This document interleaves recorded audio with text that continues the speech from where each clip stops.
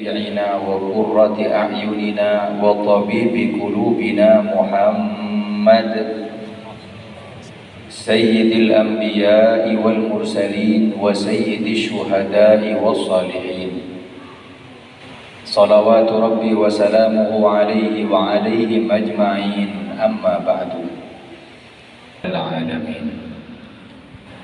Hadratul kiram, para habaib yang saya muliakan, para tokoh masyarakat, alim ulama, tuan guru, tengku, abi yang hadir di majlis yang mulia ini. Wa khusus bidzikri wa bil khusus kepada Al-Habib Muhsin bin Hatim Al-Habsyi, Al-Habib Muhammad bin Abdullah Al-Habsyi, Al-Habib Abu Bakar bin Salim Bahsin As-Segaf, dan semua para habaib yang hadir. Tak lupa yang saya muliakan kepada segenap para takmir Masjid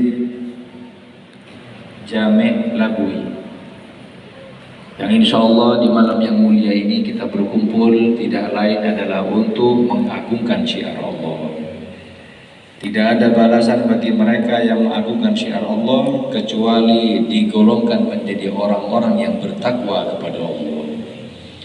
Wa man yu'azzim sya'airallah fa innaha min taqwal qulub. Barang siapa yang mengagungkan syiar Allah, maka ditulis menjadi golongan orang-orang yang bertakwa. Tidak ada balasan bagi mereka yang bertakwa melainkan kelak menjadi penghuni surganya Allah Subhanahu wa taala.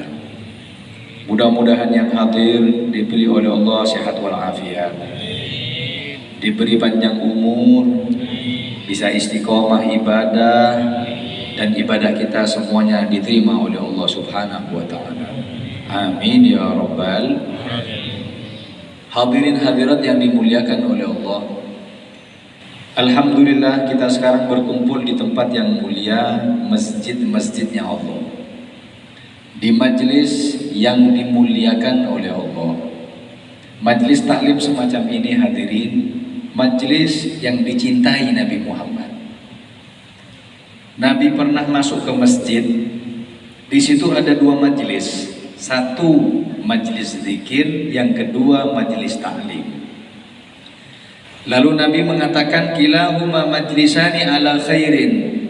Itu dua majlis sama-sama baik, dua-duanya bagus, mulia. Lalu Nabi menunjuk kepada majlis zikir, amma ahaduhuma, adapun majlis zikir kata Nabi adalah majlis yang di situ munajat kepada Allah, mengagungkan Allah, memuliakan Allah, dan meminta kepada Allah. Dan beliau mengatakan, insya'a a'tahu wa insya'a mana'ahu.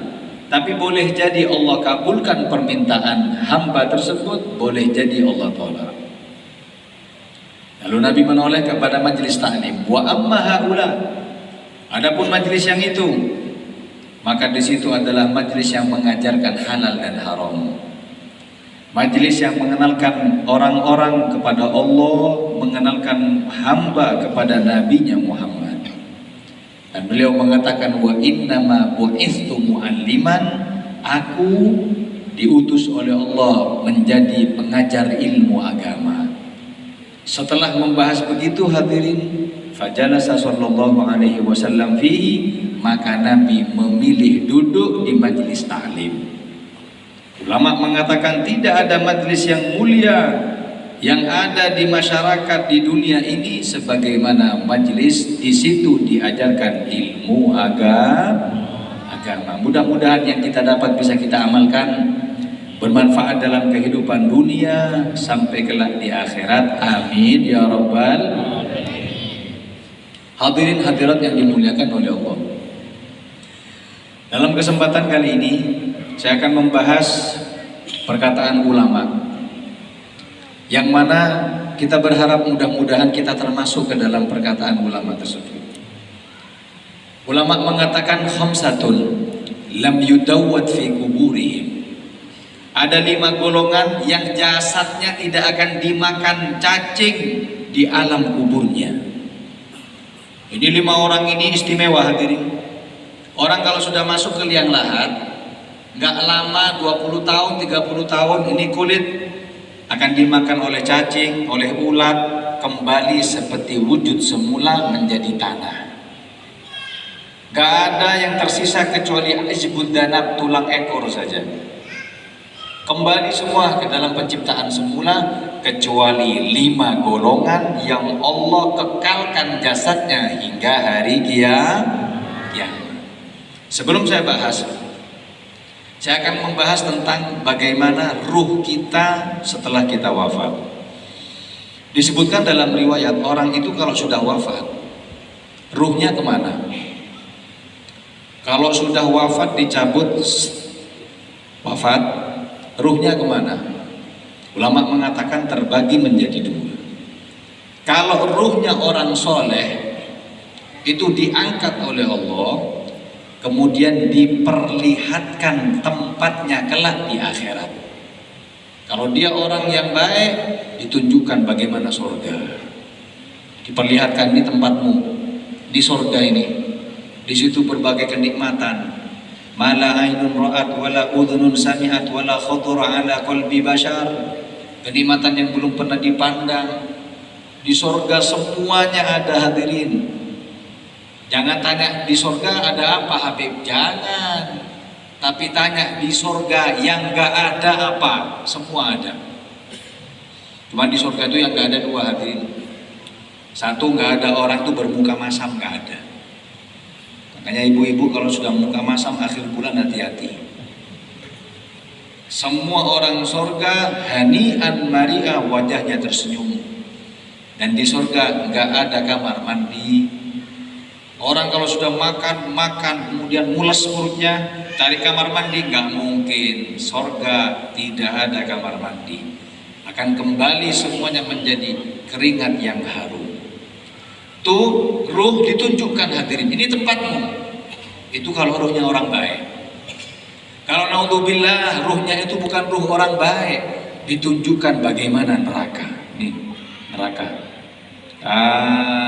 Setelah ditunjukkan bagaimana surga, bagaimana neraka, itu seukuran si jenazah dimandikan, dikafani, disolati, dan dimakamkan. Saya ulangi, ruh dicabut oleh Allah, ditunjukkan kelak di mana tempatnya, yang baik sama yang buruk, seukuran dimandikan, dikafani, disolati, dan dimakamkan. Kalau sebentar, ditunjukkan sebentar. Kalau mungkin berhari-hari, ditunjukkannya berhari-hari. Kadang-kadang ada orang meninggal mungkin di Malaysia hari Senin, belum dikirim jenazahnya, sampai ke Aceh mungkin hari Rabu. Seukuran itu pula ditunjukkan oleh Allah. Setelah itu, setelah dimakamkan, ruh tersebut dikembalikan kepada jasad untuk dimintai tanya jawab. Turun yang namanya Munkar dan Nakir. Malaikat Munkar dan Nakir dalam riwayat akan turun setelah 6 langkah terakhir orang yang takziah di hari itu. Hadirin, kita mungkin ada famili yang meninggal. Terakhir yang dari kuburan mau pulang 6 langkah, 1, 2, 3, 4, 5, 6, Munkar Nakir turun. Hadirin, kalau ada orang bilang, oh begitu 6 langkah turun Habib, betul, ya udah kami balik aja Habib, biar gak jadi turun Munkar dan Nakir. Gak bisa. Malaikat Munkar Nakir turun, dan di situ dibangkitkan si mayit dan ditanya, man rabbuka wa man nabiyuka wa ma dinuka. Apa agamamu, siapa Tuhanmu, siapa nabimu? Dan jawabannya bukan jawaban ilmu, tapi jawaban amal. Meskipun kalian hafal, saya sudah hafal Habib, jawaban Munkar Nakir insya Allah sudah luar kepala. Kalau perlu saya tidur Habib bangun langsung ditanya, latihan dulu, tidur bangun dibangunin, mas bangun, langsung ditanya man rabbuka, bisa saya jawab Habib? Gak bisa. Nanti jawaban bukan jawaban ilmu, tapi jawaban amal. Ada orang gak hafal, tapi ketika ditanya Bisa jawab hadirin. Lah, saya kasih kabar gembira. Di antara pertanyaan mungkar dan nakir hadirin adalah ma taro fi hadzal rajul. Mungkar dan nakir akan tanya, bagaimana pendapatmu tentang orang ini? Waktu itu yang ditanya, bagaimana pendapatmu tentang Nabi Muhammad? Ulama mengatakan, coba lihat bahasanya, bagaimana pendapatmu tentang orang ini? Ini kata tunjuk yang dekat. Kata ulama, berarti saat itu Rasulullah hadir di hadapan kita. Dan mereka yang hadir ke majelis sholawat istiqomah kemaulidan adalah orang yang bisa jawab ketika ditanya mungkar dan nakir. Alhamdulillah. Makanya istiqomah. Kenapa? Biar kenal dengan Nabi Muhammad. Dimanapun majelisnya, di masjid, di musola, di rumah, atau mungkin safari arba'in, 40, hadir majelis sholawat. Kenapa? Biar dikenal oleh Nabi dan tahu siapa Nabi kita. Ketika ditanya bagaimana pendapatmu dengan orang ini, kita akan menjawab, ini Nabiku Muhammad. Allahumma sholli wa sallim ala nabi. Nah, setelah ditanya seperti itu hadirin, kemudian yang kita takutkan yang seperti ini apa? Setelah ditanya, malaikat mungkar dan nakir sudah pulang, maka akan terjadi namanya dawtatul qabri. Apa dawtah? Himpitan kubur. Semua akan dihimpit hadirin. Ketika Nabi menyampaikan, sahabat mengatakan, wahai Nabi, apakah saya akan dihimpit? Saya sahabatmu wahai Nabi. Kata Nabi, kalau memang ada orang yang bebas atau lepas dari himpitan kubur, pertama yang lepas adalah sahabatku Sa'ad bin Mu'adz yang wafatnya bikin goncang arsy-nya Allah. Sa'ad bin Mu'adz ketika wafat goncang arsy hadirin. Itu pun masih dihimpit sama kubur. Kita ini bukan Sa'ad bin Mu'adz hadirin. Tapi tenang, ketika himpitan kubur itu terbagi menjadi dua golongan. Golongan orang yang baik dihimpitnya bukan seperti orang yang jelek. Kata ulama, dihimpitnya seperti mendekapnya seorang ibu mendekap anaknya. Ini kan dihimpit. Masya Allah, dihimpit dalam keadaan sayang. Mudah-mudahan kita dihimpit seperti itu hadirin. Kemudian dipegang siapa? Orang kalau sudah anak kecil dihimpit sama ibunya untuk disusui, kan dihimpit begitu. Tapi himpitannya tidak menyakitkan. Himpitannya adalah kasih sayang dari Allah Subhanahu wa ta'ala. Meskipun ada beberapa keterangan, kalau ada orang mau bebas dari himpitan kubur, ada beberapa keterangan. Apa? Di antaranya, sekarang saya ijazahkan. Barang siapa yang membaca ayat kursi setiap selesai sholat 5 waktu, akan selamat dari fitnahnya kubur, termasuk himpitan kubur. Mau diamalkan? Siap diamalkan? Kalau yang belakang saya yakin istiqomah, tapi yang kufiah-kufiahan ini belum tentu. Emang ayat kursi gak panjang, pokoknya kita baca ayat kursi setelah selesai sholat setiap 5 waktu, dalam riwayat insya Allah aman dari fitnah kubur. Itu yang pertama. Yang kedua, sebagaimana Nabi mengatakan, barang siapa yang membaca surah Tabarak, maka aman dari adab kubur, termasuk himpitan kubur. Surah Tabarak tahu? Juz berapa? Juz apa? Juz apokat apa juz apel? Juz berapa? 29. 29 istiqomah setelah isya, baca surah Tabarak, selamat dari himpitan kubur dan adab kubur. Setelah himpitan kubur, nah kemudian dua golongan. Kalau golongan orang muslim dihimpit dalam keadaan sayang, tapi kalau golongan orang-orang yang naudzubillah, orang kafir, maka dihimpitnya seperti tulang belulang masuk satu dengan yang lainnya. Tulang rusuk. Ya, tulang dadanya kan masuk begini hadirin. Dihimpit dan disiksa hingga hari kiamat. Tapi kalau muslim enggak, dihimpit, kemudian dibuka, dihampar sejauh mata memandang. Mudah-mudahan kita termasuk golongan yang pertama, hadirin. Golongan yang kedua enggak, dihimpit, udah dibiarin, sempit, sampai kapan? Sampai ditiup trompet sangkakala hari kiamat. Nah, setelah itu kemudian ruh manusia terbagi menjadi dua. Ruh orang baik diperbolehkan untuk keluar berkunjung kepada orang-orang keluarganya. Berkunjung, melihat anaknya, oh anak saya nggak sholat, oh anak saya sekarang juara, oh istri saya nikah lagi, katanya cinta sehidup semati, bohong ya. Terlihat lah, al arwahu junudun mujannadah, ruh itu boleh keliling, tapi ruh yang baik. Dia tidak kembali ke kuburan kecuali hari Kamis dan hari Jumat. Makanya kita amalan salafus soleh, kita disunahkan ziarah kubur kapan? Malam Jumat, Kamis sore lah. Kalau nggak bisa Jumat pagi.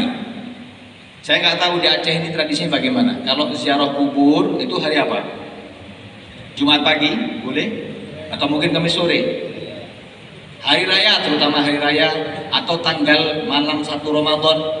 Tapi kalau ziarah nunggu hari raya, hadirin, wah, jadi ziarah hanya 1 tahun sekali sama orang tua. Kalau bisa setiap minggu ziarah kubur. Kenapa? Dalam kitab Bujaromi disebutkan ruh itu ada di kuburannya mulai Kamis sore sampai Sabtu pagi. Ibarat kau bertamu, tuan rumahnya ada. Makanya ulama-ulama kita kalau mau ziarah malam Jumat, atau kalau enggak minimal Jumat pagi. Kenapa? Ibarat kita ziarah, tuan rumahnya ada, hadirin. Senin boleh gak, Beb? Boleh. Kalau malam minggu, Beb, daripada saya ngapel mending saya ziarah. Boleh, cuman kita nggak jamin. Gak ada riwayat malam minggu itu ruhnya orang yang meninggal yang kita ziarah ada di situ. Tapi kalau malam Jumat sampai Sabtu pagi itu ada, hadirin. Paham? Setelah itu bagaimana ruh yang kedua? Ruhnya orang kafir. Ruhnya orang kafir tidak diizinkan keluar, tapi disiksa dengan jasadnya hingga hari kiamat. Mereka sibuk dengan siksa. Makanya jangan percaya kalau ada orang tabrakan, dar, mati. Mungkin tabrakan pas lagi minum, meninggal naudzubillah dalam keadaan su'ul khotimah. Mungkin lagi minum atau apa, terus malamnya ruh gentayangan. Gak ada ruhnya orang ahli maksiat gentayangan itu, gak ada. Jadi dia sibuk dengan siksanya hingga hari kiamat, gak diizinin keluar. Lalu bagaimana? Ruh tersebut diserupai oleh setan, maka setan yang penasaran begitu itu setan. Untuk apa? Nakut-nakuti kita sebagai kaum manusia. Udah, lanjut. Hadirin yang dimuliakan oleh Allah. Setelah itu ruh sudah terbagi menjadi dua, barulah jasad yang kita akan bahas. Khamsatun lam yudawwad fi kuburihim, 5 golongan yang jasadnya utuh hingga hari kiamat. Hadirin hadirat yang dimuliakan oleh Allah. Siapa yang pertama? Yang pertama al-anbiya, para nabi, jasadnya utuh. Nabi itu jasadnya utuh, Rasul juga jasadnya utuh. Innallaha azza wa jalla harrama ajsadal anbiya atau kama qala. Allah Subhanahu wa taala mengharamkan yang namanya bumi untuk memakan jasadnya para nabi. Cuman nabi yang kita hafal bukan cuma 25, hadirin. Nabi itu jumlahnya banyak. Ada yang mengatakan dalam kitab Jala'ul Afham, Syarah Aqidatul Awam, itu jumlah nabi ada yang mengatakan 125.000 nabi dan rasul. Dalam Al-Quran ada yang disebutkan, ada yang nggak disebutin. Yang 25 itu yang disebutkan dalam Al-Quran. Contoh, ada nabi mungkin kita baru dengar. Ada nabi namanya Nabi Daniel. Pernah dengar? Nabi Daniel itu ada. Kedua, disebutkan dalam Al-Quran Nabi Uzair. Pernah tahu? Kisahnya sama dengan Ashabul Kahfi, ditidurkan 100 tahun. Kalau Ashabul Kahfi ditidurkan 309 tahun. Ada juga nabi namanya Nabi Syam'un, bukan Samson, Syam'un. Tahu nggak Nabi Syam'un? Tahu, cuman nggak begitu paham. Kita baca surat Yasin, mana ceritanya? Ya Allah katakan, id arsalna ilaihi musnaini fakadzabuhuma fa'azzazna bisalitsin. Ketika kami, kata Allah, mengirim 2 utusan, 2 rasul, maka mereka kaum Antakya mendustakan 2 rasul tersebut. Kami kirim rasul ketiga. Yang ketiga ini namanya Nabi Syam'un. Banyak, ada yang mengatakan juga Ashabul Kahfi 7, 8 dengan anjingnya, 6, 7 dengan anjingnya. Itu katanya semuanya nabi. Ada yang mengatakan Luqmanul Hakim nabi, dengan berbagai riwayat. Semua para nabi jasadnya utuh, tidak akan dimakan oleh tanah ataupun ulat di alam kubur. Tapi nggak bisa kita niru jadi nabi, nggak bisa hadirin. Bisa nggak orang soleh udah soleh naik makom terus terakhir jadi nabi? Ada? Gak mungkin. Alhamdulillah Habib, saya sudah makom kutub ini sama dengan Syekh Abdul Qadir Jailani. Bentar lagi saya jadi nabi Habib. Langsung diringkus kepolisian Habib. Gak mungkin. Penutup nabi, nabi terakhir siapa? Muhammad sallallahu alaihi. Makanya Shahibul Jauhar mengatakan, walam takun nubuwatun muktasabah walau raqa fil khairi a'la aqabah. Orang mau jadi nabi gak bisa, meskipun makomnya naik, gak bisa. Nabi sudah ada penutupnya. Siapa? Rasulullah sallallahu alaihi. Bahkan ada nabi